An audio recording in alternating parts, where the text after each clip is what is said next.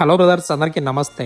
ఇది మన home construction works లో 14వ వీడియో. ఇక మన స్లాబ్ అయితే కంప్లీట్ అయిపోయింది. స్లాబ్ కొట్టిన 15 రోజుల తర్వాత స్లాబ్ అయితే ఇప్పేశారు. ఇక ఆ తర్వాత మనం చేసే పని ఏంటంటే స్లాబ్ కి చిప్పింగ్ కొట్టడం. దానికోసం మన దగ్గర అయితే ఒక యాంగిల్ గ్రైండర్ మిషన్ అయితే ఉంది. చూశారుగా మన అవతారం ఎట్లుందో. చిప్పింగ్ కొట్టడం అంత ఈజీగా ఏమో. పైకి తెలకాయ తిప్పి కొట్టుకుంటూ పోవాలి. దాంతో సాయంత్రం కల్లా మెడలు నొప్పు పడతాయి. మనకంటే అప్పుడప్పుడు కొడతాం కాబట్టి కొంచెం అలవాటు ఉంది. మనకు వచ్చిన పని మనం చేసుకోవడంలో ఎలాంటి తప్పు లేదు.